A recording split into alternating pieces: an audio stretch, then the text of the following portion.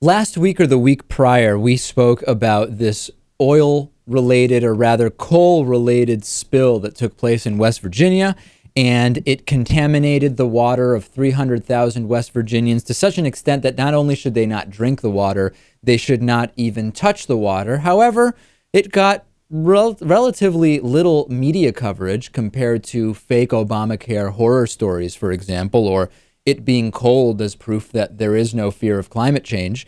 Now, Anthony sent me a story from WCPO, which shows that the West Virginia chemical leak, which contaminated that water, like I said, for 300,000 West Virginians, has made its way to Ohio upstream by way of the Ohio River, according to Cincinnati Waterworks. People are saying in West Virginia, even though they've been told the water is now safe to drink, people say it still burns their noses. Is plain water supposed to burn your nose, Lewis?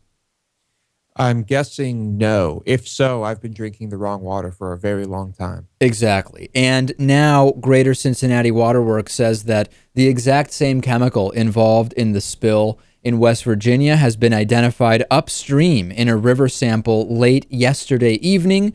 The sample came from the Meldal Dam, about 25 miles upstream from the city's treatment plant. They've been collecting samples between Maysville, Kentucky, and Cincinnati, Ohio. They're going to continue to monitor that water. They expect it will pass sometime between 24 and 48 hours from now.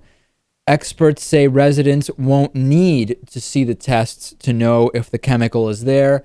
They'll be able to smell licorice in the water. That's the sign, Lewis.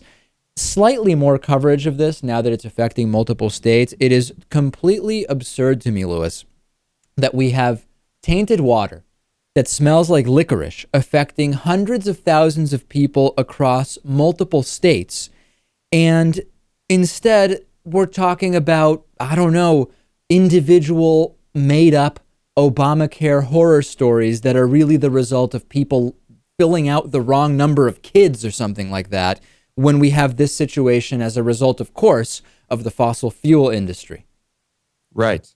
Not sure why it's getting such little attention. It's pretty interesting to me. I'd certainly want to know about this, but at the very least, I guess the water, although toxic and perhaps deadly, has a pleasant smell, right? Yeah, I mean, if you like licorice, I guess there's some kind of upside. I wonder if maybe the lobbyists for all of the different industries involved will focus on that. You know, it's all about, in crisis management, you want to really focus on the positive. And the positive here is some people like licorice, and the tainted water that you shouldn't even touch has a smell that is reminiscent of licorice. So that's something positive, I guess. Yeah, sounds like a win to me.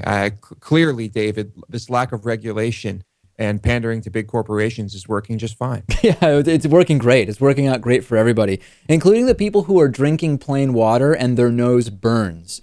That's it's working really great for them.